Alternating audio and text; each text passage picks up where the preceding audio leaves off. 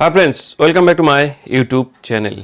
তো আমি আজি ভাবিলো এটা ভিডিও বনাও বহুতে লকডাউন লৈ বহুত কন্ট্রোভার্সি কৰি আছে আজি 12 তাৰিখ আপোনালোকে জানে অলপ হলেও ডিসকাস কৰিছে বা আপোনালোকে বুজি পাইছে যে লকডাউনটো 14 তাৰিখৰ পাছত বাঢ়িব পাৰে বা বাঢ়িবই এটো যোৱাকালি PM নৰেন্দ্ৰ মোদী ছাৰে যেটো ভিডিও কনফাৰেন্স কৰিছে তাতে যিকেটা ৰাজ্য আছে ভাৰতবৰ্ষৰ সবকেটা ৰাজ্য মত প্ৰদৰ্শন কৰিছে তেওঁলোকে কৈছে যে এতিয়া লকডাউনটো আৰু অলপ বাঢ়াব লাগে এই 21 দিন লকডাউন কৰি যদি খুলি দিয়া হয় তেতিয়া হলে কোনো লাভ নাই একো লাভ নাই এইবিলাক ডিসকাশন কৰিছে আৰু এটোৱে নিউজ লাইভ তেখেতৰ মতে অলপ হলেও বুজাই দিছে ৰাইজক যে লকডাউনটো একচুয়ালি খুলিব না লাগে আৰু অলপ কেদিনমান লকডাউনটো ৰাখিব লাগে চাওক মই এটা কথা ভাবিলো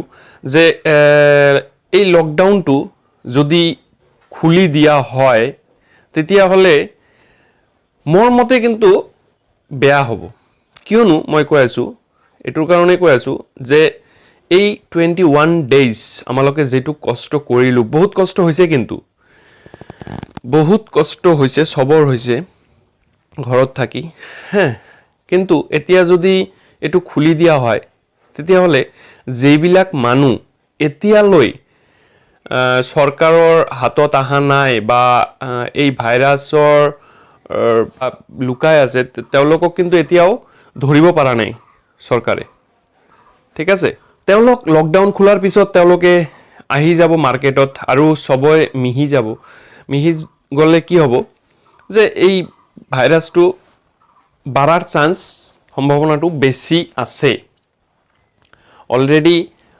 ইন্ডিয়াত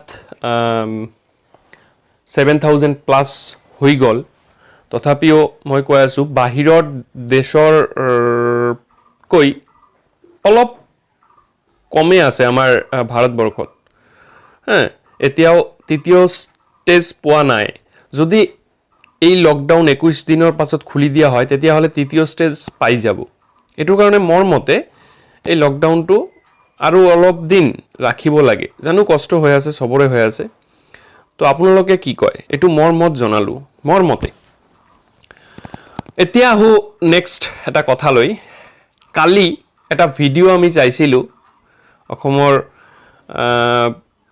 বিশিষ্ট ইউটিউবাৰ ডিম্পু বৰুৱা স্যাৰ তেওঁক লৈ মই একো নকওঁ কাৰণ মই তেওঁ গুৰু বুলি মানো মই তেওঁক গুৰু বুলি মানো কাৰণ তেওঁক দেখি ইনস্পায়াৰ হৈ মই ইউটিউবত আহিছো মানে ইউটিউবৰ জগতত আহিছো তো তেওঁক লৈ মই বেয়া একো নকওঁ তেওঁ যে ভিডিও এটা বনাইছিল ভিডিওটোৰ ক্লিপিং মোৰ হাতত নাই কিন্তু ভিডিওটো যে আহিছিল আহাৰ পিছত আমি যেতিয়া ভিডিওটো চাইছিলো তেতিয়া 25-26k অলৰেডি চাইছে 26k মানুহ অলৰেডি চাইছে কাৰণ মানে তেওঁৰ ভিডিও বিলাক কি হয় পোস্ট হোৱাৰ লগে লগে 2-3 মিনিট 5 মিনিটৰ পিছতে 20-25-30k ভিউ হৈ যায় ঠিক আছে তো এইটো ভিডিওটো আমিও চাইছো তেওঁ এটা কথা কৈছিল যে তেওঁৰ মতে লকডাউনটো খুলি দিব লাগে কাৰণ তেওঁ চিন্তা কৰিছে দুখিয়া মানুহবিলাকৰ কথা চিন্তা কৰিছে যেবিলাক মানুহে দিন হাজিৰা কৰি খায় বা দিন আনি দিন খায়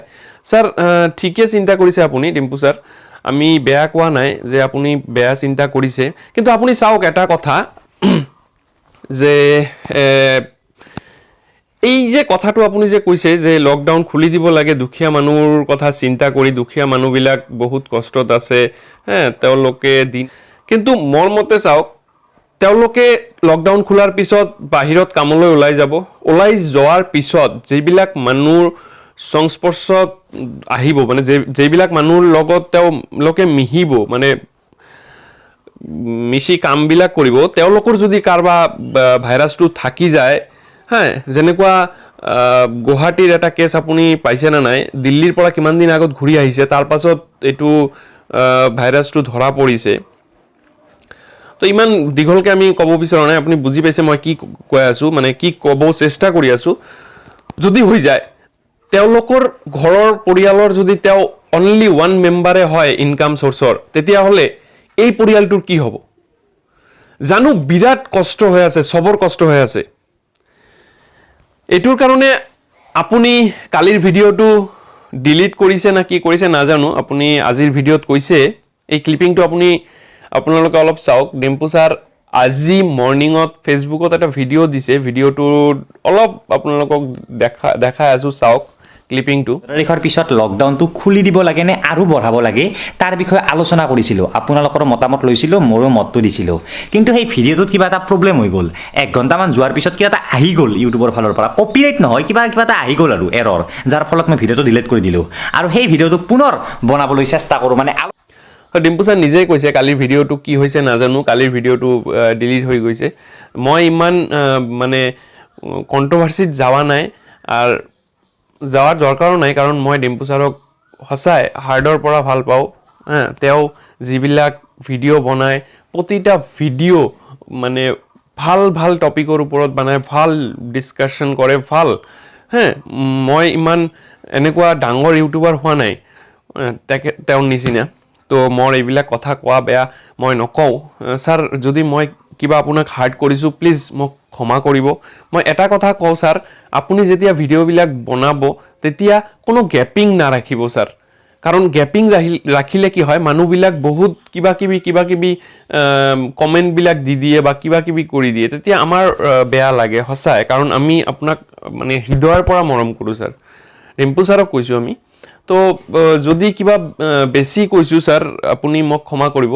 তো এইটোৱে কথা কৈ আছোঁ যে আৰু কেইটা দিন 14 দিন বঢ়াইছে, যদি আমাক এনেকুৱা যদি আমাক ইণ্ডিয়া গভৰ্ণমেণ্টে যদি 2 মাহ ঘৰত থাকিব দিয়ে, থাকিবই লাগিব।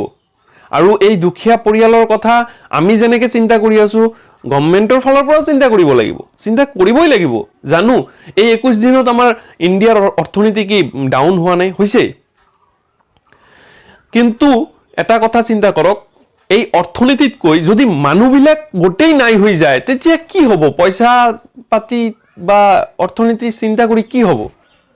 আপুনি আজি চিন্তা কৰক, আজিৰ ডেটত, এই লকডাউনৰ ডেটত 7,000+ হৈছে এই ভাইৰাছটো। যদি লকডাউনটো খুলি দিয়াৰ পিছত এইটো 70 লাখ, মই নকওঁ, যদি 70 লাখ ক্ৰছ কৰি যায় তেতিয়াহ'লে কি কৰিব?